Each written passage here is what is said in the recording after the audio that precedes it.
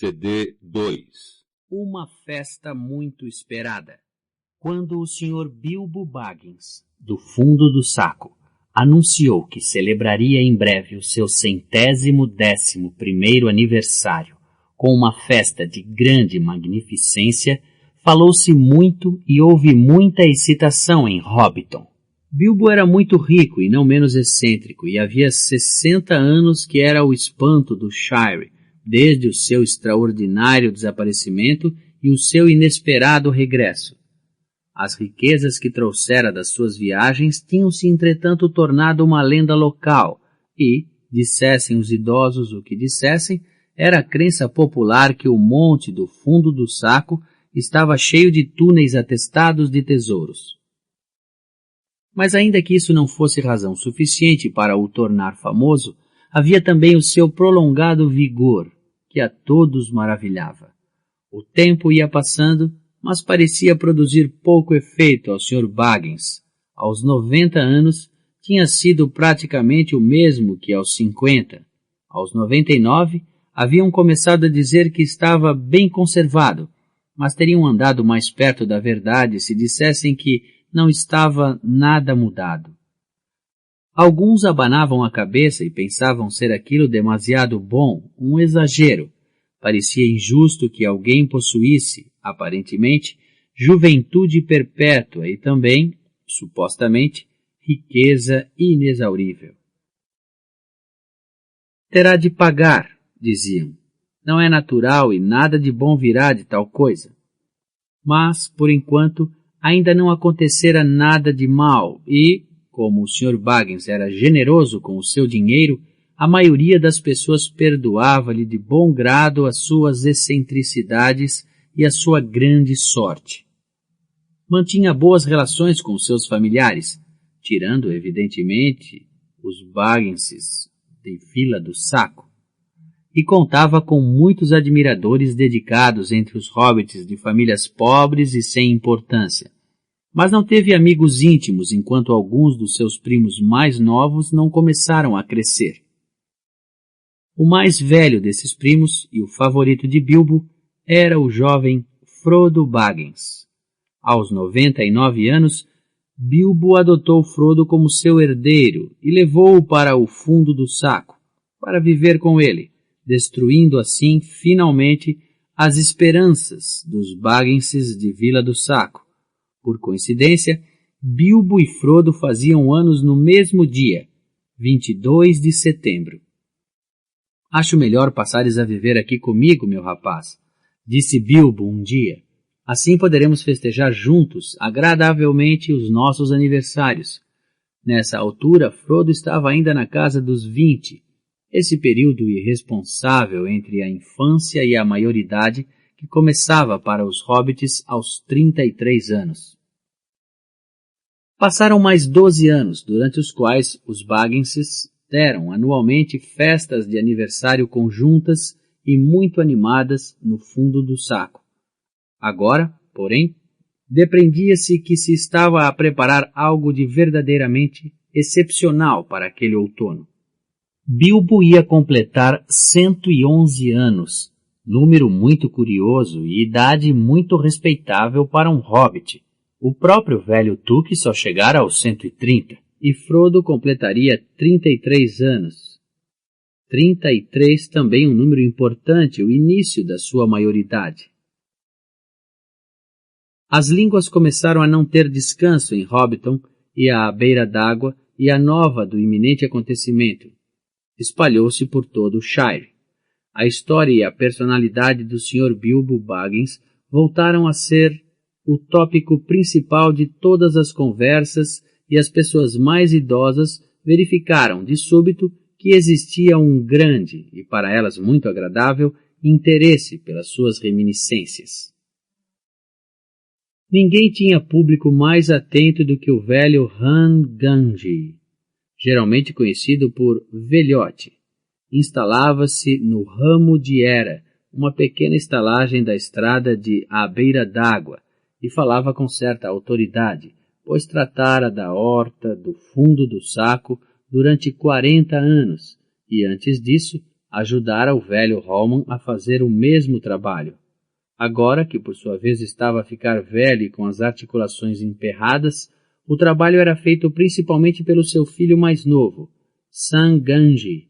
Tanto o pai como o filho tinham relações muito cordiais com Bilbo e Frodo. Moravam no monte, propriamente dito, na travessa do Saco Furado 3, logo abaixo do fundo do saco.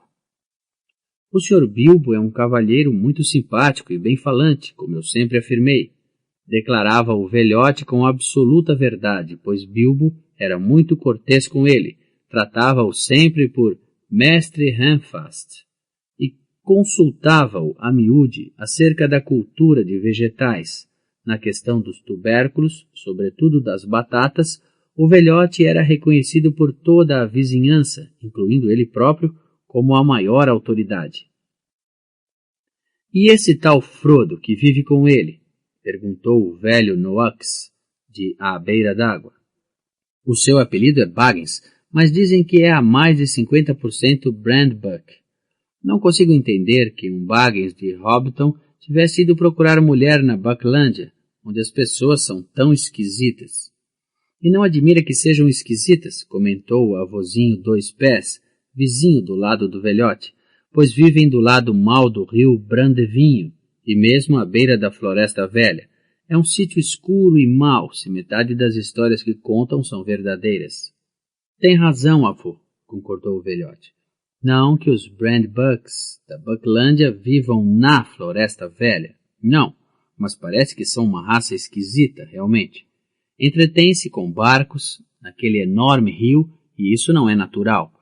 Pouco admira, portanto, cá na minha ideia, que daí surjam aborrecimentos. Mas, seja lá como for, o Sr. Frodo é um jovem hobbit tão simpático quanto seria para desejar. É muito parecido com o Sr. Bilbo, e não só no aspecto. No fim de contas, o pai dele era um Baggins. O Sr. Drogo Baggins, um hobbit decente e respeitável, do qual nunca houve muito que dizer até se afogar. Se afogar? Perguntaram diversas vozes. Claro que já tinham ouvido aquele boato e outros ainda mais sinistros, mas os hobbits têm a paixão das histórias de família e, por isso, estavam dispostos a ouvir tudo outra vez. Bem, é o que dizem, respondeu o velhote. Sabem, o Sr. Drogo casou com a pobre menina Prímula Brandbuck, que era a prima direita, do lado materno. A mãe dela era a filha mais nova do velho Tuque, do nosso Sr. Bilbo, de quem o Sr. Drogo era segundo primo. Por isso, o Sr. Frodo é primo direito e segundo primo dele, de primeiro grau, para um lado e outro, como se costuma dizer. O Sr. Drogo estava a passar uns tempos na mansão de Brand com o sogro, o velho mestre Gorbadoc, como fazia com frequência desde que casara. Gostava muito de comer e o velho Gorbadoc tinha uma mesa muito farta, e foi andar de barco no rio Brandevinho. Ele e a mulher afogaram-se, e o Sr. Frodo, coitadinho, era ainda uma criança. Ouvi dizer que foram para a água depois do jantar, ao luar, observou o velho Noax, e que foi o peso de Drogo que afundou o barco. E eu ouvi dizer que ela o empurrou para a água e ele a puxou atrás de si, disse o amarelento, que era o moleiro de Hobbiton. Não deves acreditar em tudo quanto ouves, amarelento. Redarguiu-lhe o velhote, que não gostava muito do moleiro. Não há razão nenhuma para andar por aí a falar de empurrar e puxar. Os barcos são uma coisa traiçoeira até para aqueles que se sentam neles quietinhos. Não é preciso procurar outros motivos. O que interessa é que o Sr. Frodo ficou órfão e abandonado, por assim dizer, entre aqueles esquisitos bucklandenses, e foi criado na mansão Brand, que, segundo consta, é uma autêntica coelheira. O velho mestre Gorbadoc nunca lá tinha menos de uns 200 familiares. O Sr. Bilbo não podia ter feito o gesto mais bonito do que trazer o rapaz para viver entre gente decente. Creio, no entanto, que isso foi um golpe muito desagradável para os Bagginses da Vila do Saco. Julgavam que iam herdar o fundo do saco daquela vez que o Sr. Bilbo partiu e se pensou que morrera, mas depois ele regressou e ordenou-lhes que saíssem, e continuou a viver, sem parecer um dia mais velho, abençoado seja. De repente apresenta um herdeiro e trata de todos os papéis, como deve ser. Agora, os Bagginses de Vila do Saco nunca verão o interior do fundo do saco, ou pelo menos assim é de esperar. Ouvi dizer que lá em cima há uma boa maquiazinha bem guardada. Observou um desconhecido, um visitante que viera de Michel Delvin, do Farting Ocidental, para tratar de negócios. Segundo consta, o cimo do vosso monte está cheio de túneis atestados de baús com ouro, prata e pedras preciosas. Foi o que ouvi dizer. Então ouviu mais do que eu posso confirmar, declarou o velhote. Não sei nada a respeito de pedras preciosas. O Sr. Bilbo é um mãos largas com o seu dinheiro, do qual parece não ter falta, mas não sei nada de túneis nenhuns. Vi o Sr. Bilbo quando ele regressou, há coisa de uns 60 anos. Eu era um rapaz. Não trabalhava há muito tempo como aprendiz do velho Holman, que era primo do meu pai, mas ele mandou-me lá para cima, para o fundo do saco, a fim de o ajudar a evitar que as pessoas entrassem no jardim e pisassem tudo, enquanto decorria o leilão. De repente, no meio daquilo tudo, o Sr. Bilbo apareceu pelo monte acima com um pônei, algumas malas muito grandes e uns 2 baús. Não duvido que estivessem principalmente cheios de riquezas que ele arranjara em locais estrangeiros, onde, segundo dizem, há montanhas de ouro, mas, de qualquer modo, não era coisa que chegasse para encher túneis. O meu rapaz, o Sam, deve estar mais bem informado do que eu a esse respeito. Anda muito lá pelo fundo do saco, é louco por histórias dos tempos antigos e escuta todas quantas o Sr. Bilbo conta. Foi o Sr. Bilbo quem lhe ensinou as letras, sem qualquer má intenção, notem, e eu espero que daí não venha mal nenhum também. Elfos e dragões, costumo dizer-lhe. Couves e batatas estão mais indicadas para ti e para mim. Não te metas nos assuntos dos teus superiores, ou ainda acabas por te meter nalgum sarrilho tão grande que não saberás sair dele, digo-lhe. E podia dizê-lo também a outros, acrescentou, a olhar para o desconhecido e para o moleiro. Mas o velhote não convenceu seus ouvintes. A lenda da riqueza de Bilbo estava tão firmemente enraizada na mente das gerações de hobbits mais jovens que era praticamente impossível convencê-los. Ah, mas é muito provável que ele tenha estado a aumentar o que começou por trazer, argumentou o moleiro, exprimindo assim a opinião comum. Ele sai frequentemente de casa, e reparem na gente estranha que o visita. Anões que chegam de noite e aquele velho mágico vagabundo, o Gandalf, e todos os outros. Podes dizer o que te apetecer, velhote, mas o fundo do saco é um sítio esquisito e a sua gente ainda o é mais. E tu podes dizer o que quiseres a respeito de coisas de que percebes tanto como de barcos, amarelento, replicou o velhote a sentir pelo moleiro uma antipatia ainda maior do que a habitual. Se aquilo é ser esquisito, então dava-nos jeito um pouco mais de esquisitice por estas bandas. Há alguns, não muito longe, que não ofereceriam uma caneta de cerveja a um amigo, nem que vivessem num buraco com paredes de ouro.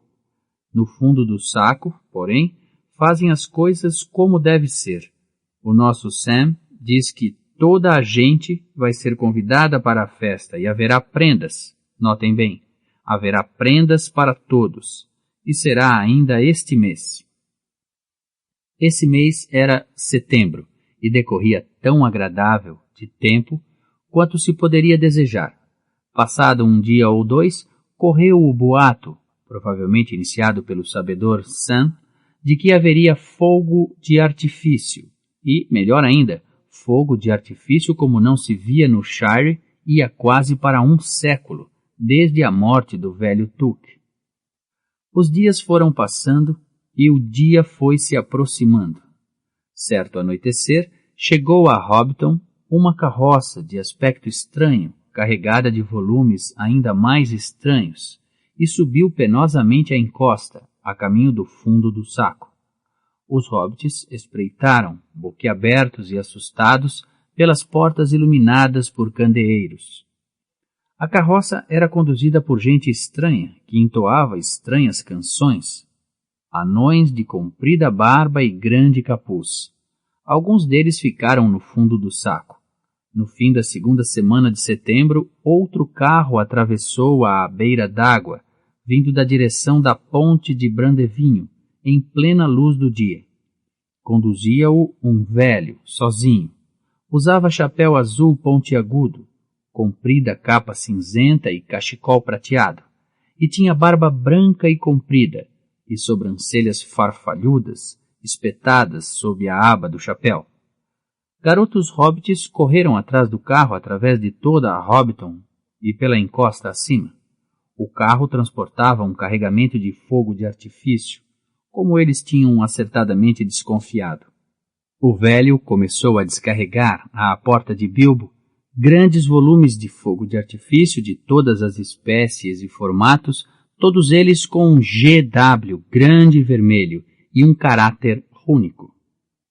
Tratava-se, claro, do sinal de Gandalf, e o velho era o próprio Gandalf, o feiticeiro, cuja fama, no Shire, se devia principalmente à sua perícia com fogos, fumos e luzes. O seu verdadeiro trabalho era muito mais difícil e perigoso, mas a gente do Shire nada sabia a tal respeito. Para ela, Gandalf era apenas uma das atrações da festa. Daí a excitação dos hobbitzinhos. G de grande, gritaram, e o ancião sorriu. Conheciam-no de vista, embora ele só aparecesse em Hobbiton ocasionalmente e nunca se demorasse muito, mas nem eles, nem nenhum dos adultos, a não ser os mais velhos, tinham assistido alguma vez a uma das suas demonstrações de fogo de artifício, que pertenciam a um passado lendário. Quando o velho, ajudado por Bilbo e alguns anões, acabou de descarregar o carro, Bilbo distribuiu algumas moedas, mas, para grande decepção dos Mirones, não foi lançado nem um pauzinho de fogo de artifício, não estourou nem um estalinho para a amostra. Agora vão-se embora, andem, disse-lhes Gandalf. Terão fogo de artifício com fartura no momento próprio. Entrou em casa com Bilbo e a porta fechou-se. Os pequenos hobbits ficaram um momento a fitá-la, em vão, e depois abalaram, a pensar que o dia da festa nunca mais chegava. No fundo do saco, Bilbo e Gandalf estavam sentados junto da janela aberta de uma pequena sala que dava para o oeste e para o jardim. Estava um entardecer luminoso e tranquilo. As flores brilhavam, vermelhas e douradas, bocas de leão e girassóis, e nastúrcios que trepavam pelas paredes de turfa e espreitavam pelas janelas redondas. Que bonito e cheio de cor está o seu jardim, elogiou Gandalf. É verdade, concordou Bilbo. Gosto muito dele e de todo o querido Shire, mas acho que estou a precisar de umas férias. Tenciona, então, ir para a frente com o seu plano? Tenciono. Tomei a minha decisão meses atrás e não a modifiquei. Muito bem, não vale a pena dizer mais nada. Cumpra o seu plano. Todo o seu plano, note. E eu espero que correrá tudo pelo melhor, para si e para todos nós. Também o espero. De qualquer modo, tenciono divertir-me na quinta-feira e pregar a minha partidinha. Pergunto a mim mesmo quem lhe achará graça, comentou Gandalf a abanar a cabeça. Veremos, respondeu Bilbo. No dia seguinte, voltaram a subir mais carros pela encosta acima.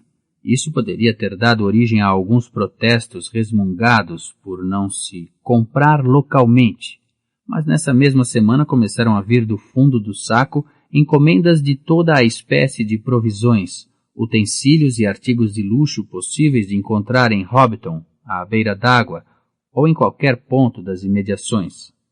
As pessoas entusiasmaram-se, foram riscando os dias que passavam do calendário e começaram a esperar ansiosamente a passagem do carteiro, na esperança de receberem convites.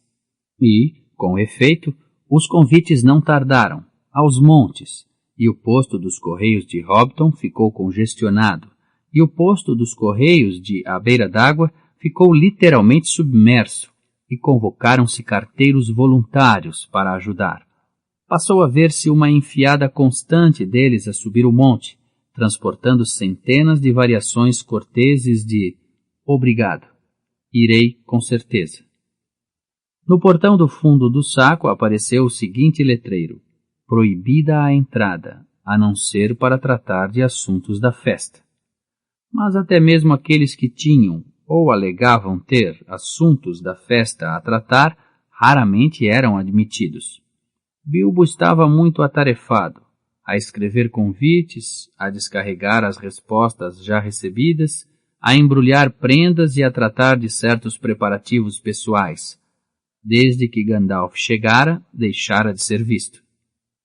Uma manhã, quando acordaram, os hobbits encontraram o grande campo a sul da porta principal de Bilbo, cheio de cordas e traves para armar tendas e pavilhões. Tinham aberto uma entrada especial no aterro de acesso à estrada, com degraus e um grande portão branco. As 3 famílias de hobbits da Travessa do Saco Furado, vizinha do campo, estavam intensamente interessadas e eram geralmente invejadas. Gandhi, velhote, até deixou de fingir que trabalhava na sua horta. As tendas começaram a ser montadas. Havia um pavilhão particularmente grande, tão grande que a árvore existente no campo ficava dentro dele e se erguia, toda orgulhosa, a um lado, à cabeceira da mesa principal. Pendiam lanternas de todos os ramos da árvore.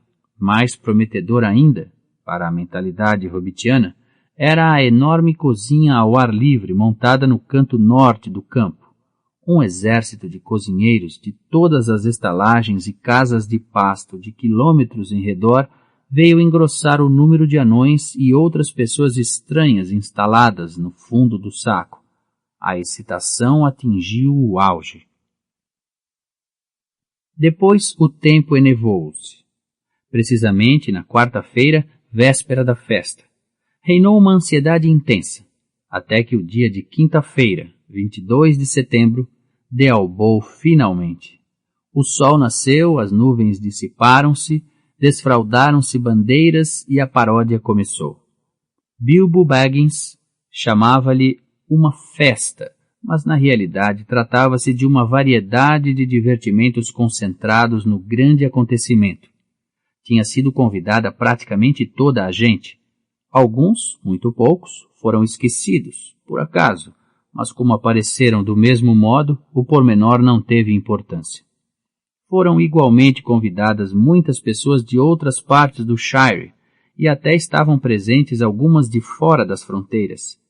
Bilbo recebeu em pessoa os convidados e anexos junto do novo Portão Branco. Deu prendas a todos e mais alguns.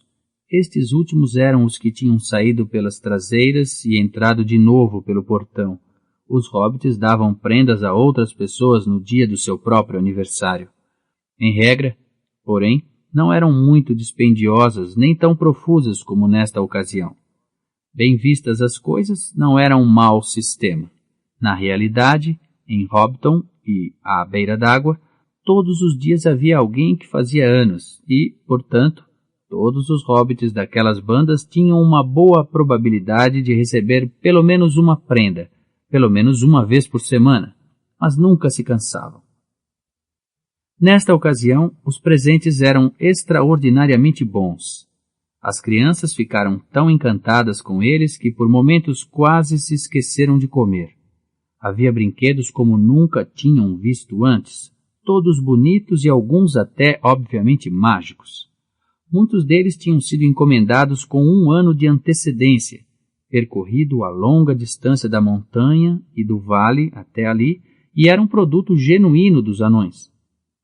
Depois de todos os convidados terem sido recebidos e se encontrarem, finalmente, no lado de dentro do portão, houve canções, danças, música, jogos e, claro, comes e bebes. Havia 3 refeições oficiais: almoço, merenda e jantar, ou ceia. Mas o almoço e a merenda distinguiram-se principalmente pelo fato de, nessas alturas, todos os convidados estarem sentados e a comer juntos, ao passo que no resto do tempo só se viam magotes de pessoas a comer e a beber, continuamente, desde o petisco das 11 da manhã até às 6:30 da tarde, quando o fogo de artifício começou.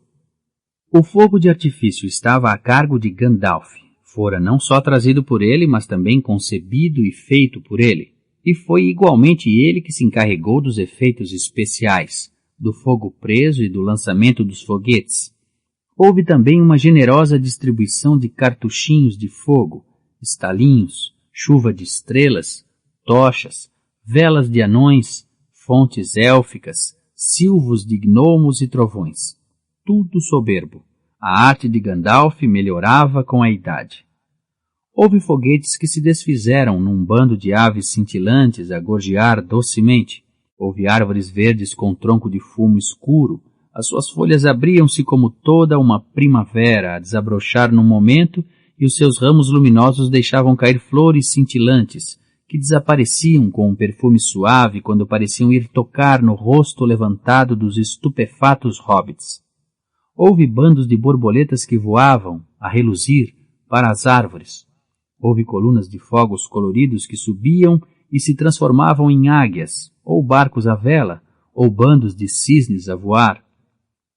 Houve uma trovoada vermelha e um aguaceiro amarelo. Houve uma floresta de lanças prateadas que subiram subitamente no ar, com um grito semelhante ao de um exército em combate, e caíram no rio água com um silvo, como uma centena de serpentes em brasa. E houve também uma última surpresa, em honra de Bilbo, a qual assustou extraordinariamente os hobbits, como Gandalf pretendera. As luzes apagaram-se e subiu uma grande mancha de fumo. O fumo adquiriu a forma de uma montanha, ao longe, e começou a brilhar, no cume, e a cuspir chamas verdes e rubras. Nisto, irrompeu dela um dragão vermelho dourado, que, embora não fosse de tamanho natural, tinha um aspecto terrivelmente natural. Jorrava-lhe fogo das fauces, e os seus olhos coruscavam. Ouviu-se um rugido, e o dragão silvou 3 vezes por cima da cabeça da multidão. Baixaram-se todos, e muitos até se estenderam ao comprido no chão. O dragão passou como um comboio rápido, deu uma cambalhota e explodiu ensurdecedoramente por cima de à beira d'água. Foi o sinal para a ceia, exclamou Bilbo. O medo e o susto dissiparam-se imediatamente e os hobbits caídos levantaram-se de um pulo. Houve uma esplêndida ceia para todos, isto é, para todos menos para os que tinham sido convidados para o jantar de família especial que decorreu no grande pavilhão da árvore. O número de convites fora limitado a 12 dúzias, quantidade a que os hobbits também chamavam uma grosa, embora a expressão não fosse considerada apropriada para uso do povo, e os convidados escolhidos entre todas as famílias com as quais Bilbo e Frodo eram aparentados, além de alguns amigos especiais, ainda que sem laços de parentesco, como Gandalf. Tinham sido incluídos nesse número muitos hobbits jovens que estavam presentes com autorização dos pais. Os hobbits eram benévolos com os filhos no tocante a deixá-los deitar-se tarde, sobretudo quando isso lhes dava ensejo de comer uma refeição grátis.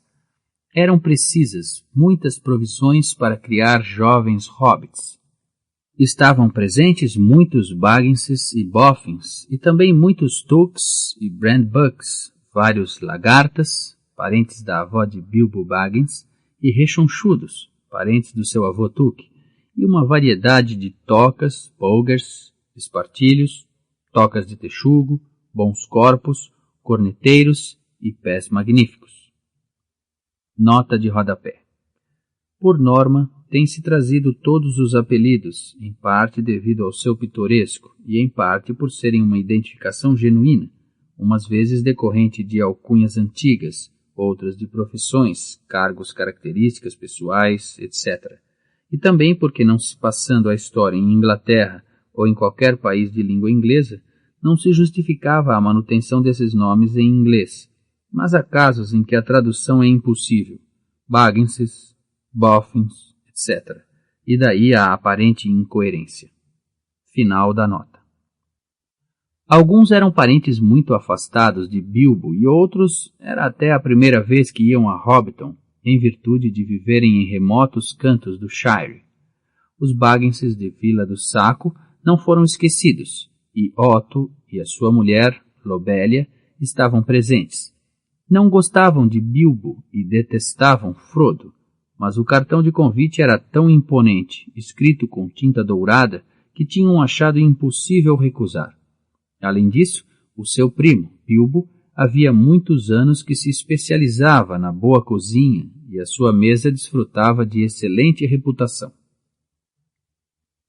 Todos os 144 convidados esperavam um agradável festim, embora receassem o discurso pós-prandial do seu anfitrião, que era inevitável. Era muito capaz de lhe intercalar passagens daquilo a que chamava poesia e até, com um copinho ou dois, de aludir às absurdas aventuras da sua misteriosa viagem. Os convidados não ficaram decepcionados. Foi, de fato, um festim muito agradável. Um banquete deveras absorvente, suculento, abundante, variado e prolongado. Nas semanas seguintes, a aquisição de provisões desceu quase a zero, em todo o distrito. Mas como as compras de Bilbo tinham esgotado os estoques da maioria das lojas, adegas e armazéns num raio de vários quilômetros, isso não teve muita importância. Depois do festim, mais ou menos, foi a vez do discurso.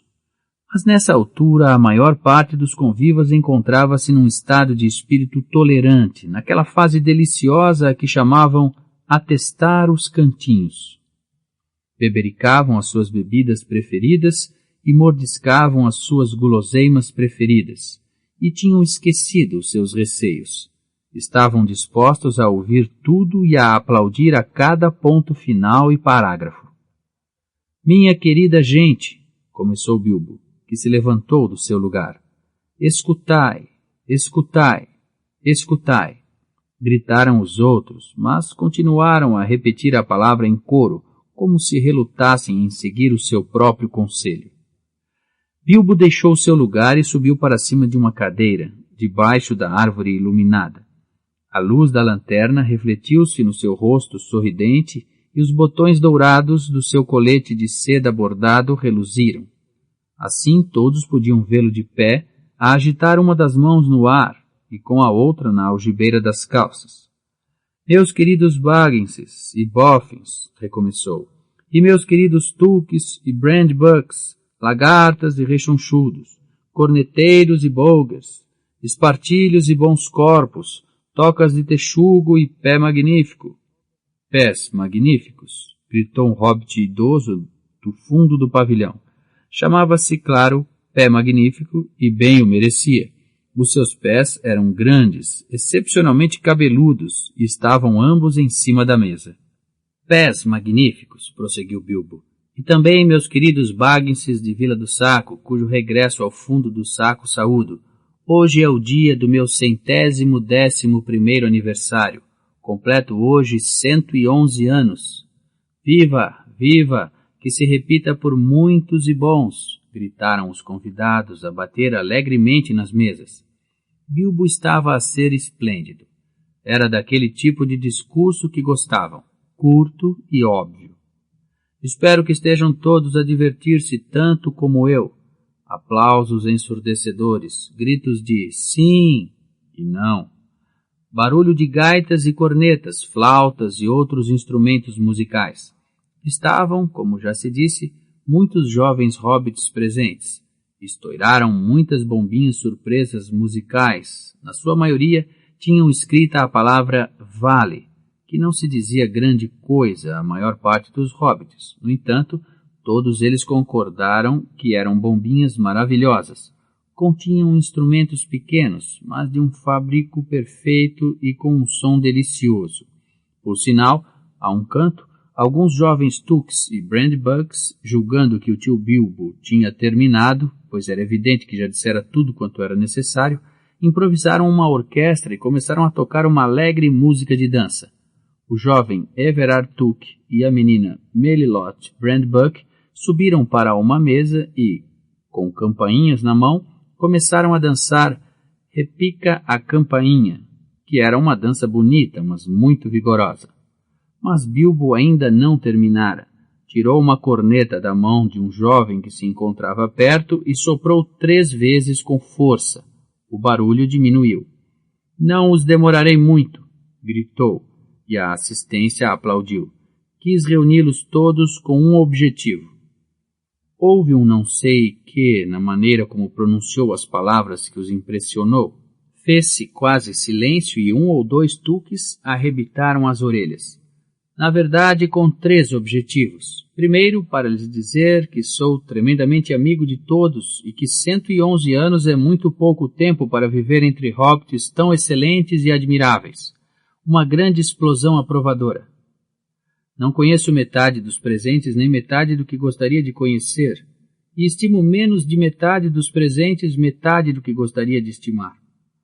Foi uma tirada inesperada e um tanto ou quanto difícil.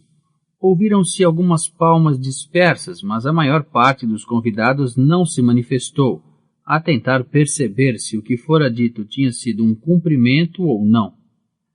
Segundo, para festejar o meu aniversário. Novos aplausos. Devo dizer antes o nosso aniversário, pois também é o aniversário do meu sobrinho e herdeiro Frodo. Ele atinge hoje a maioridade e recebe a sua herança. Algumas palmas formais dos mais velhos e alguns gritos vibrantes de Frodo, Frodo, alegre Frodo, dos mais novos. Os Bagginses de Vila do Saco fizeram uma carranca e perguntaram a si mesmos o que significaria recebe a sua herança. Juntos perfazemos os dois 144 anos. O número de convidados foi escolhido para corresponder a esse extraordinário total. Uma grosa, se me permitem a expressão. Não houve aplausos. Aquilo era ridículo.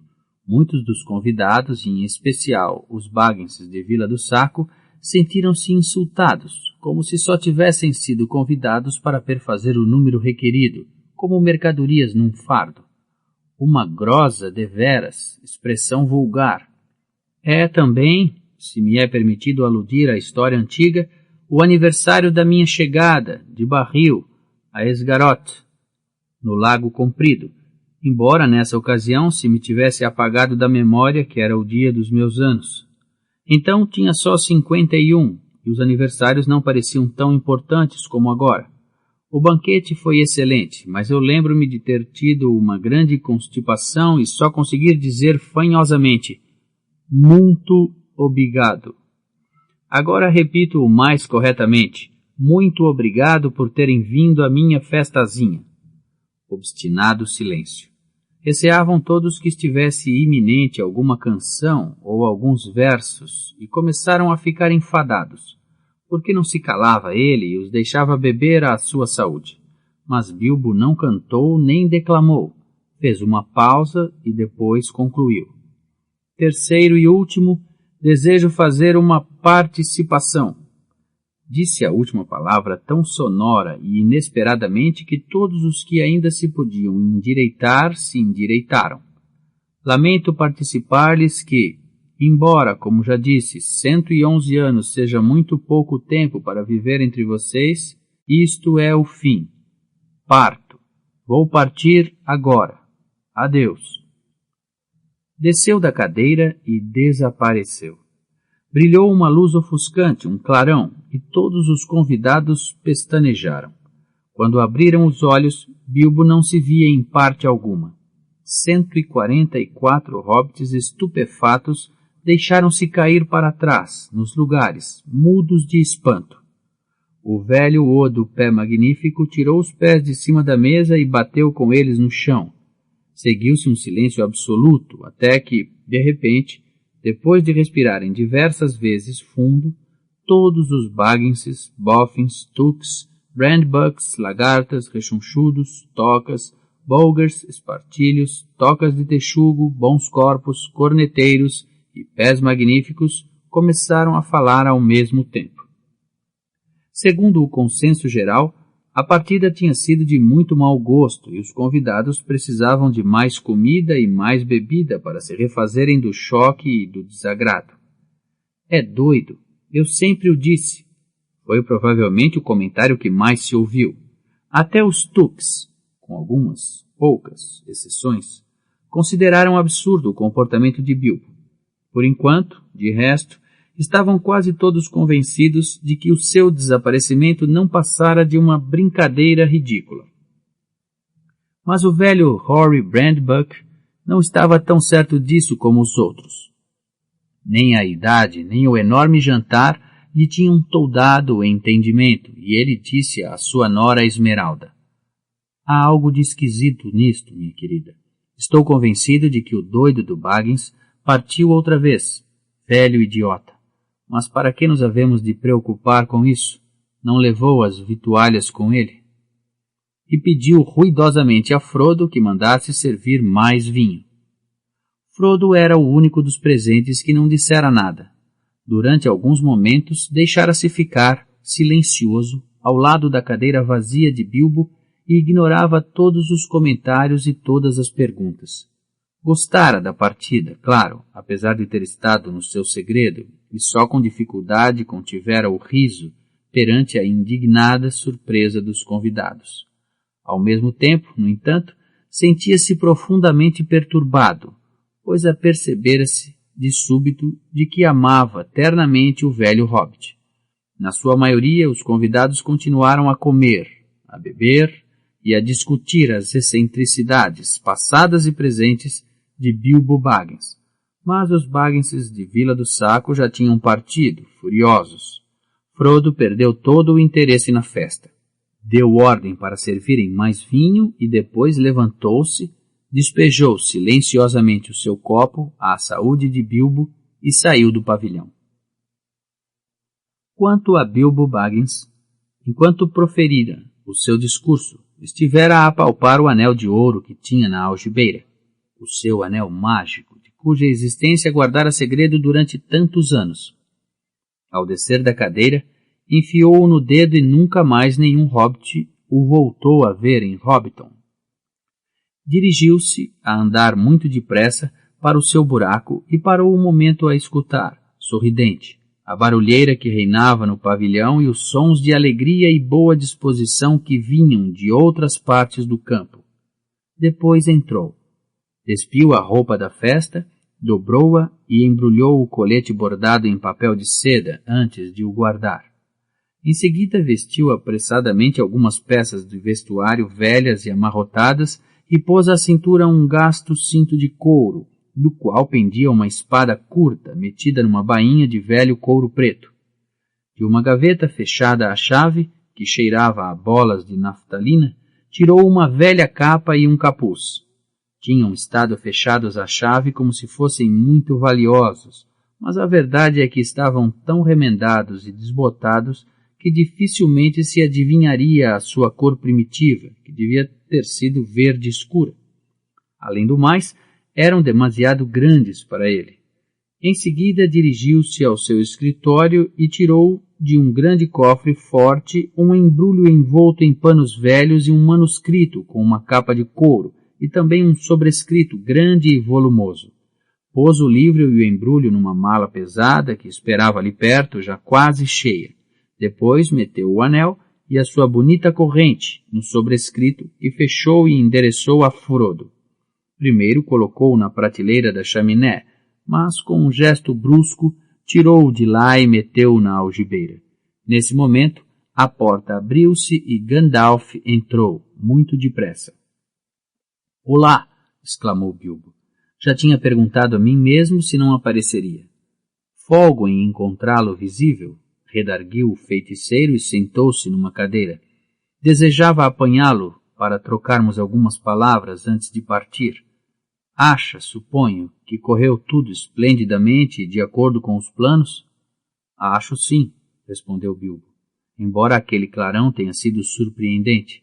"A mim assustou-me, quanto mais aos outros. Um acrescentozinho da sua lavra, suponho." "Sem dúvida, você conservou o anel secreto durante todos estes anos, e por isso pareceu-me necessário dar aos seus convidados qualquer coisa que parecesse explicar o seu súbito desaparecimento. Que estragasse a minha brincadeira. É um velho intrometido, declarou Bilbo, a rir. Mas, claro, calculo que sabe o que fez, como de costume.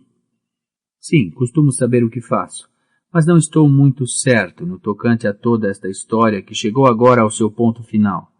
Fez a sua partidinha, assustou ou ofendeu a maioria dos seus parentes e deu a todo o Shire motivo de conversa para alguns dias, ou, mais provavelmente, para muitos dias. Tenciona ir ainda mais longe? Tenciono, sim. Sinto necessidade de umas férias muito grandes, como já lhe disse. Provavelmente serão umas férias permanentes, pois não espero regressar. Na realidade, não tenciono regressar e já tomei todas as providências necessárias. Estou velho, Gandalf. Não o pareço, mas começo a senti-lo, cá, bem no fundo de mim. Bem conservado, dizem, resmungou. Sinto-me fino, assim a modos que estendido, se entende o que quero dizer. Olhe como pouca manteiga que foi estendida numa fatia de pão muito grande. Isso não pode estar certo. Preciso de uma mudança ou qualquer coisa. Gandalf olhou-o curiosa e atentamente. Não, de fato não parece que esteja certo, realmente, concordou pensativo. No fim de contas, creio que o seu plano deve ser o melhor. De qualquer modo, tomei a minha decisão. Quero voltar a ver montanhas, Gandalf. Montanhas. E depois encontrar um sítio qualquer onde possa descansar. Em paz e sossego, sem uma quantidade de parentes a bisbilhotar e uma enfiada de visitantes maçadores a puxar o cordão da campainha. Talvez consiga encontrar um lugar qualquer onde possa terminar o meu livro. Pensei num fim bonito para ele. E depois viveu muito feliz até ao fim dos seus dias. Gandalf riu-se. Espero que assim aconteça, mas ninguém lerá o livro, seja como for que acabe. Oh, talvez leiam em anos futuros. O Frodo já leu uma parte, até onde está escrito. Olhará pelo Frodo, não olhará? Sim, olharei, sempre que os meus olhos estejam livres para isso. Claro que ele iria comigo, se eu lhe pedisse. Por sinal, até se ofereceu para ir uma vez, pouco antes da festa. Mas na realidade não o deseja, por enquanto. Quero ver de novo as regiões selvagens antes de morrer, e as montanhas também. Mas ele ainda está apaixonado pelo Shire, pelas florestas, pelos campos e pelos pequenos rios. Deve sentir-se bem aqui. Deixo-lhe tudo, claro, tirando algumas ninharias. Espero que seja feliz, quando se habituar a estar sozinho. Já é tempo de ser senhor de si mesmo. Deixa-lhe tudo? Perguntou Gandalf. O anel também? Lembre-se de que concordou que lhe o deixaria. Bem, sim, suponho que sim, gaguejou Bilbo. Onde está ele? Num sobrescrito, já que quer saber, respondeu Bilbo impaciente. Ali na prateleira. Não, está aqui, na minha algibeira. Hesitou. Não é estranho? Murmurou suavemente como se falasse sozinho. No entanto, no fim de contas, por que não? Por que não há de continuar onde está? Gandalf fitou-o de novo com muita atenção e com um brilho especial nos olhos. Acho, Bilbo, que o devia deixar cá. Disse calmamente. Não quer? Bem, sim e não. Agora que chegou à altura, confesso que me desagrada separar-me dele. E, francamente, não vejo razão para me separar. Por que quer que eu o faça? Perguntou numa voz curiosamente diferente, carregada de desconfiança e aborrecimento. Está sempre a serrazinar-me por causa do anel, mas nunca me importunou a respeito das outras coisas que arranjei na viagem. Pois não, mas a respeito do anel tinha de serraziná-lo. Queria saber a verdade. Era importante. Os anéis mágicos são mágicos. E raros e curiosos também. Pode-se dizer que me sentia profissionalmente interessado pelo seu anel. E ainda sinto. Gostaria de saber onde ele está, quando você partir para viajar de novo. Além disso, acho que já o tem há bastante tempo. Ou me engano muito, Bilbo, ou não precisará mais dele. Bilbo corou e os olhos brilharam-se, coléricos. O seu rosto bondoso enrudeceu. Por quê? Gritou. E que lhe interessa a si saber o que faço com as minhas próprias coisas? O anel é meu, fui eu que o achei, pertence-me. Sim, sim, concordou Gandalf. Não há necessidade nenhuma de se zangar. Se estou zangado, a culpa é sua, replicou Bilbo. É meu, já lhe disse, muito meu, o meu precioso. Sim, o meu precioso. O rosto do feiticeiro manteve-se grave e atento, e só uma pequena cintilação dos seus olhos profundos denunciou que estava assustado, alarmado até. Já lhe deram esse nome antes, observou, mas não foi você. Mas agora dou-lhe eu. E por que não? Mesmo que o Gollum tenha dito o mesmo em tempos, agora não é dele, mas sim meu, e conservá-lo-ei, pronto. Gandalf levantou-se e falou severamente. Será um idiota se fizer isso, Bilbo. Torna evidente a cada palavra que diz que o anel exerce demasiado domínio sobre você. Abandone-o, depois poderá partir e ser livre. Farei o que quiser e me apetecer, redarguiu Bilbo obstinadamente. Então, meu querido Hobbit, protestou Gandalf, temos sido amigos durante toda a sua longa vida e deve-me alguma coisa. Ande, faça o que prometeu. Prescinda dele. Se quer o meu anel para si, diga-o, gritou Bilbo. Mas não o terá. Não o terá porque desde já lhe digo que não me separarei do meu precioso. A sua mão pousou, como que num gesto instintivo, no punho da sua pequena espada. Os olhos de Gandalf cintilaram. Não tarda a ser a minha vez de me zangar, ameaçou. Se volta a dizer isso, zango-me mesmo, e então verá Gandalf, o cinzento, sem disfarce algum. Deu um passo na direção do Hobbit e pareceu tornar-se muito alto e ameaçador. A sua sombra encheu a pequena sala. Bilbo recuou até a parede, a respirar com dificuldade e a apertar o sobrescrito na algibeira. Ficaram um momento a fitar-se, frente a frente, e o ar da sala dir-se-ia vibrar. Os olhos de Gandalf não se desviaram dos do Hobbit. As mãos deste descontraíram-se lentamente e ele começou a tremer. Não sei o que lhe deu, Gandalf, murmurou. Nunca o vi assim. Mas afinal por quê? O anel é meu, não é? Achei-o e Gollum ter-me-ia matado se eu o não tivesse conservado. Não sou nenhum ladrão, apesar do que ele disse. Nunca lhe chamei tal coisa, replicou Gandalf, e eu também não o sou. Não estou a tentar roubá-lo, e sim ajudá-lo. Gostaria que confiasse em mim, como dantes. Virou-se, a sombra dissipou-se e ele pareceu reduzir-se de novo à estatura de um velho grisalho, curvado e preocupado. Bilbo passou a mão pelos olhos. Peço desculpa, mas senti-me tão esquisito. No entanto, de certo modo, seria um alívio não me preocupar mais com ele. Tem-me pesado tanto no espírito, ultimamente. Às vezes até me deu a impressão de ser como um olho a olhar para mim. E, imagine, estou sempre com vontade de o pôr no dedo e desaparecer, ou a recear que não esteja em segurança e atirá-lo da algibeira para me certificar. Tentei fechá-lo à chave, mas verifiquei que não conseguia descansar sem o ter na algibeira. Não sei porquê. Além disso, não sou capaz de me decidir. Então confie em mim, pois a minha decisão está tomada, aconselhou Gandalf. Parta e deixe-o ficar. Deixe de o possuir.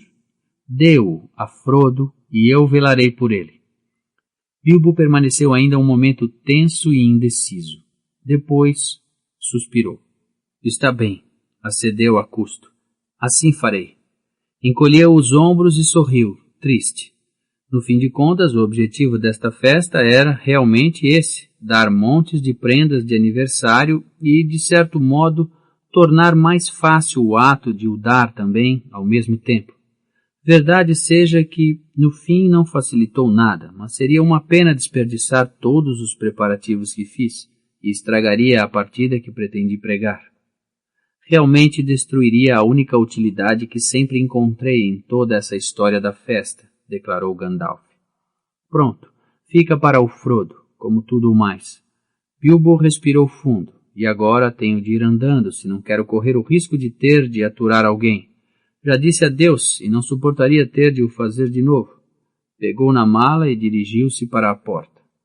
Ainda tem o anel na algibeira, lembrou-lhe o feiticeiro. É verdade, pois tenho, exclamou Bilbo. Assim como o meu testamento e todos os outros documentos.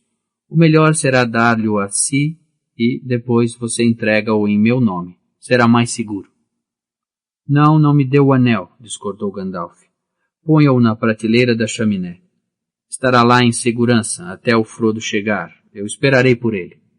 Bilbo tirou o sobrescrito da algibeira, mas quando ia pô-lo junto do relógio, a sua mão recuou, num movimento brusco, e o sobrescrito caiu ao chão. Sem lhe dar tempo a apanhá-lo, o feiticeiro inclinou-se, apanhou-o e colocou-o na prateleira. Um espasmo de cólera desfigurou de novo, momentaneamente, o rosto do hobbit, mas logo a seguir deu lugar a uma expressão de alívio e a uma gargalhada. Pronto, acabou-se, exclamou, e agora vou-me embora. Saíram para o vestíbulo, onde Bilbo escolheu, no bengaleiro, a sua bengala preferida.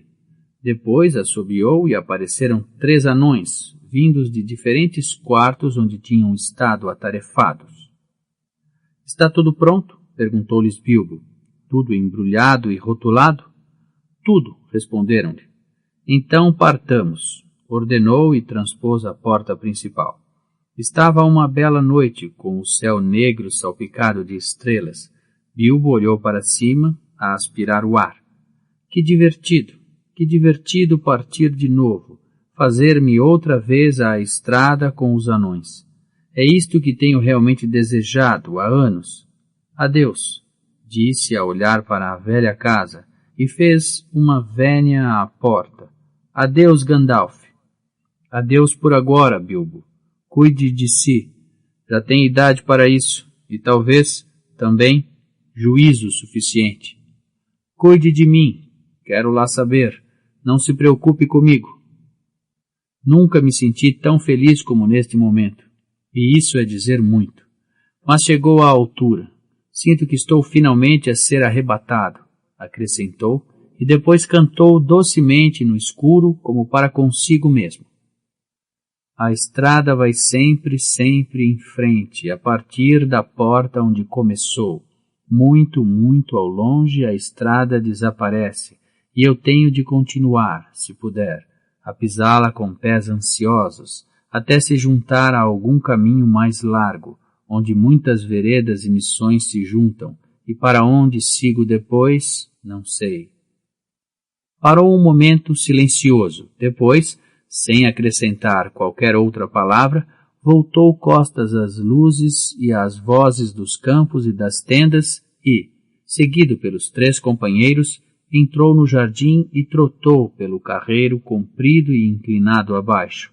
Ao fundo, saltou a vedação num ponto baixo, meteu pelos prados e mergulhou na noite como uma roçagar de vento na erva. Gandalf ficou um momento a segui-lo com o olhar, às escuras. Adeus, meu querido Bilbo. Até ao nosso próximo encontro. Murmurou baixinho e voltou para dentro. Frodo chegou pouco depois e encontrou-o sentado às escuras, absorto nos seus pensamentos. Ele já foi? Perguntou. Já, respondeu-lhe Gandalf. Partiu, finalmente.